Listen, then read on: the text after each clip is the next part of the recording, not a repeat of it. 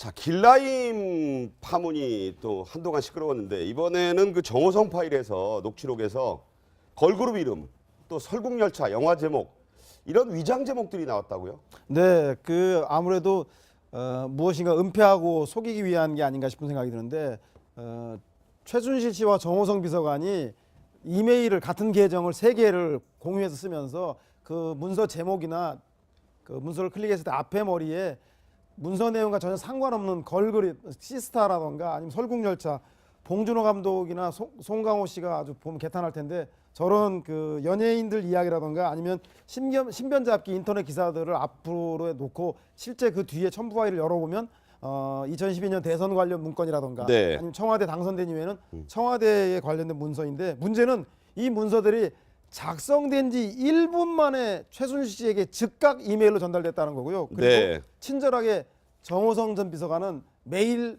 발송했습니다라고 최순실 씨에게 문자 메시지까지 보낸 게 확인되어서 국민들에게 좀 충격을 주고 있는 것 같습니다. 네. 네, 지금 보면 이것뿐만 아니라 그러니까 아까 말씀드린 것처럼 뭐 영화 제목 같은 거를 붙여놓고 걸그룹 이름을 저렇게 붙여놓고서는 막상 열어보면 그 내용에는 박근혜 후보 대선 캠프 회의 내용 뭐 이런 게 들어있었다는 거 국무회의 아니겠습니까? 말씀 자료가 설국열차 안에 들어있는 네. 거예요. 네. 아 이게 저 뉴스를 보면서 한참 웃었어요. 네. 우리 보면 이따 보면 뭐 스팸 메일 들어오지 않습니까? 그렇습니다. 뭐 이상한 거 누르면은 이상하게 또 확 얽혀갖고 보면 꼬이고 이러는데 아니 뭐 갖다가 보니까 이 공유 메일이라는 거 아니에요? 그렇죠. 공유 메일이라는 것은 모든 그러니까 예를 들어서 저희 5명이 이제 공유를 합니다. 한 메일을 갖고 그래서 한 사람이 이제 문건을 올리고 네. 나머지 사람들이 이제 같이 이제 그 회람하는 건데 그런 부분도 저런 식으로 같이 무슨 큰 아까 보니까 이제 말씀하신 대로 보면 대선 그 당시 기획 단계에서 또 보면은 국무회의 자료 같은 것을 갖다가 네네. 네. 특히 국무회의 자료 같은 것을 올렸다는 건 참 문제가 심각하죠. 그렇죠. 네, 예를 들어 대선 선거 때는 보면 저희들도 그렇게 많이 했습니다.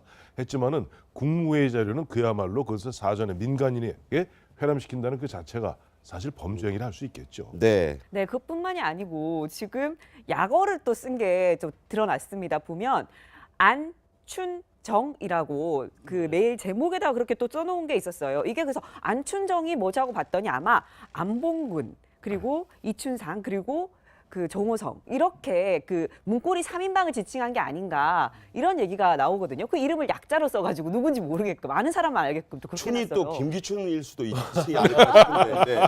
네, 그 그럴까요? 당시 이춘상 아마 보좌관이었던 것 같아요. 네. 이게 구태여 만약에 이게 정당하게 어떤 이메일을 주고받고 이게 불법적인 면이 아니라고 하면 이런 식으로 할 필요가 없겠죠. 그러니까 본인들끼리 어떻게 보면 암호를 쓴 거라고 볼 수 있어요. 예. 지난번에도 그렇게 나왔잖아요. 안종범 전수한테 보낸 거에서 삼성과 완료됐다고 최를 했잖아요. 네네. 그럼 최라고 쓰는 이유가 이름을 쓸 수도 있고 아니면 핸드폰 자체가 어떻게 보면 상대방 이름을 저장했으면 뜬단 말이에요. 네. 대포폰을 많이 쓰기 때문에 끝에 최를 해서 자기들만 어떤 암호를 이렇게 쓰는 거예요. 그러니까 이 어떤 청와대 내도 마찬가지고 그 전부터 이미 문고리 3인방 또 네. 이춘상 보좌관이 사망하기 전에는 이춘상 네. 보좌관을 포함해서 자기들만의 어떤 암호를 통해서 모든 것을 공유하는 네. 그래서 이제 그런 부분에서 나중에 박근혜 대통령이 취임을 한 이후에도 거기에 또 관제는 이영선 행정관이랄지 윤전추 행정관을 들여보내서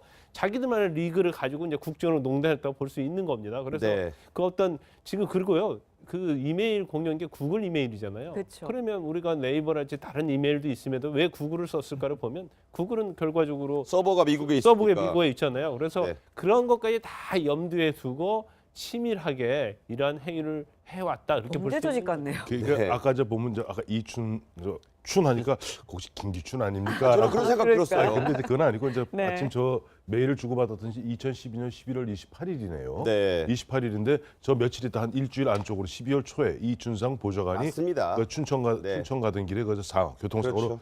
돌아가게 되는데 원래 문고리 4인방이죠. 그렇죠. 원- 원조는 또 이춘상 원래 또 포함이 되고, 예. 이춘상 포함해서 이재만 있는데 그 세 사람의 역할이 있어요. 지금 보면은 안봉근 당시 비서관, 안봉근 비서관은 수행입니다. 네. 그러니까 늘 보면은 박근혜 후보를 따라붙는 것이고 이춘상 조직을 담당했었어요. 그렇죠. 그다음에 정호성은 메시지 담당입니다. 그렇죠. 그다음에 이제 이재만 비서관 같은 경우는 조금 총무 역할을 하고 있었기 때문에 그렇죠. 그래서 안춘정이 그야말로 자기들끼리는 마치 뭐 이름처럼 이름처럼 보면은 우리 저 축구하면 이게 삼각패 하듯이 네. 제가 어떤 당시 대통령 후보를 갖다 보조하는 입장에서 탁탁탁 하는데 그때까지는 좋아요. 네. 좋습니다. 그런데 일단 대통령 당선인이 되고 나면 그때부터는 달라져야죠. 네. 대통령 당선인부터는 이미 사실상 대통령 기록물 관리법 등등에 의해서 네. 사실 모든 것이 투명하고 그리고 또 보면은 보안을 유지해야 되는데 이런 식으로 자기들이 선거 때 주고받는 이런 식으로 했기 때문에 결국 오늘날 이 모양이 된 겁니다. 안춘정에 대한 말씀이 있었고요.